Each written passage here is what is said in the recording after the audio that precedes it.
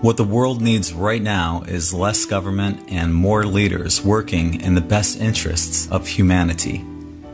Many people fear a new world order or a one world order, but if something like this was implemented in the right way, it could be the best idea ever. Unfortunately, we have come to associate a new world order or a one world order as something that represents tyranny and oppression when it could actually represent a new age of peace, abundance, and prosperity for everyone. The biggest problem on this planet is government. If you trace the etymology of government, it means to control the mind. In the United States, it seems like everything the government tried to run inevitably fails. Look no further than the post office or the takeover of General Motors. So the word government would be eliminated, while the actual principle behind government would be replaced with a tribunal or council of elders representing all races and ethnicities who would work solely in the best interests of humanity. There would no longer be any 2- or 4-year term limits. We could vote on them every month if we wanted to. These elders would be 100% transparent and accountable each and every month. The minute they stop working in humanity's best interests, they're fired, plain and simple. With the elimination of government, all patents, both public and suppressed, would be released, which would instantly transform this world into a new paradigm and would make the days we're currently living in seem like the Stone Age. According to Dr. Leonard Caldwell, there are over 300 cures for cancer, but most doctors are required by law to use surgery, radiation, or chemotherapy before any proven holistic measures, such as the Rife machine, THC oil, etc. This is but one small example of how beneficial technology and ideas have been suppressed from us, all in the interests of money, greed, and eugenics. In 1893, Nikola Tesla powered the Chicago's World Fair on free energy. His financier, J.P. Morgan, asked Tesla how he could charge people for this energy. Tesla stated it was free energy and that it could not be regulated. From that point forward, Morgan suppressed this idea because Morgan believed that he who controls the energy controls the power. As we know, Morgan became one of the founding fathers of the world's biggest Ponzi scheme, the Federal Reserve. Stanley Meyer invented a car that could go from coast to coast in the United States on 22 gallons of water. It could be any water: salt water, lake water, tap water, compressed snow, etc. Meyer was offered $1 billion from the automotive industry, but turned it down because he wanted this invention to go out to the people. Shortly afterwards, he was poisoned to death. Since the end of the 1800s, we should have had free electricity. Since the 1980s, we could have been using water-powered cars. Are you beginning to see the picture? Current companies and corporations could be re-educated to provide new services that benefit humanity and will be transparent and accountable for their actions. For example, Monsanto would immediately halt the production of their GMOs, but could start working on the genetic modification of fruits and vegetables that would be beneficial to society. As an example, they could splice the gene of a North Atlantic salmon with a tomato so people could grow tomatoes in cold environments, but there would not be anything detrimental in this product, such as pesticides that cause tumors in laboratory animals. Another example would be General Electric, who could start producing free energy systems. A common argument is that many people would lose their jobs due to new technologies. The people in the horse and buggy business thought the same thing when the car was introduced. New inventions will actually create new jobs. For example, the last thing that Big Pharma cured was polio, and they realized that there is no money in providing a cure for anything. Essentially, Big Pharma places a Band-Aid over our illnesses and diseases through perpetual maintenance versus finding a cure. From this point forward, Big Pharma will focus on cures instead of a temporary bandage that supports their industry through lifelong medications. A new breed of doctors will emerge who place holistic treatment ahead of anything else. In time, the big pharma doctor will either need to learn holistic medicine or will be phased out of existence. Of course, there are some things that cannot be cured and need maintenance through big pharma. But instead of using holistic treatment as a last resort, it will become the primary option. Most laws would be reduced to universal laws, where as long as you're not harming yourself or others, you are free to do as you please.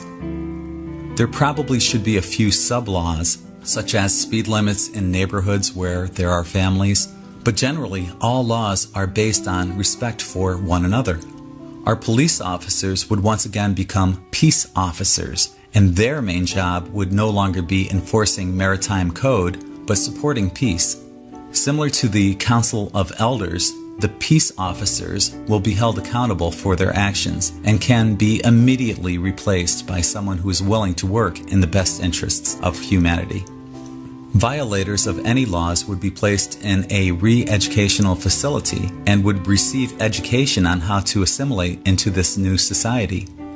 Additionally, they would also provide free labor in producing new technologies that would benefit everyone, including themselves, upon release. A common language among all people should be implemented so we are able to communicate with one another across the world. This doesn't mean that it will be the only language, but it will be the language that everyone can understand and comprehend. Through the Venus Project, it has been proven that everyone can live in abundance and prosperity without the need for money. So money will be phased out as we no longer are economic slaves and are able to pursue our true divine reasons for being here. In time, most people will develop hobbies and interests that will help to support this new economy, but it starts without the need for individual gain or financial superiority over anyone else. All new ideas will immediately become open source, where if someone else has a better way or a modification of what you invented or created, then that idea is free for anyone to use, implement, or recreate into something better. As evidenced through the numerous cases of pedophilia, corruption, and crimes against humanity, the Roman Catholic Church would be dissolved and their net worth would be distributed throughout the world, creating instant abundance for everyone. The Roman Catholic Church has enough net worth to feed, clothe, and shelter everyone on this planet. So one must ask themselves, why is there starvation and homelessness? Just like all governments, the Roman Catholic Church is more into subservience, control, and conformity than it is honoring the word of their texts. In the ideal world, all religious texts would boil down to 4 words: love everyone, respect everything. Our educational system would be tailored to each child's strengths and needs versus clumping all children into one educational format. For example, an extrovert might excel more in a class where they're learning about public speaking, while the introvert might excel more in philosophy and the arts. A Montessori setting might be more applicable, where the children's classroom would be outside in nature. Innate abilities, such as clairvoyance, would not be ridiculed, but would be encouraged, as we are all born with unique gifts and abilities. We should also teach holistic remedies and cures for illnesses. For example, Big Pharma recommends heartburn medications, such as Rolaids, Tums, and Pepcid AC. Innately, when you have heartburn, your body is telling you that your acid levels are too high and that you need to boost your alkalines. But Big Pharma is telling you that you can continue to eat unhealthy food because they have a pill that will resolve this issue. We're not being taught how to listen to our bodies or how to resolve these issues without the need for Big Pharma. A complete revision of history needs to be rewritten, not by the winner who always seems to record history, but from every perspective without propaganda. Additionally, the origins of mankind need to be reconsidered, as there is evidence of mankind on Earth for many tens of thousands of years, as evidenced by researchers such as Michael Cremo and Graham Hancock. The way we view television will be completely revised. Imagine watching the 6 o'clock news and feeling good afterwards. The newscasters would report on all the positive things that are going on in this world instead of reinforcing fear and negativity.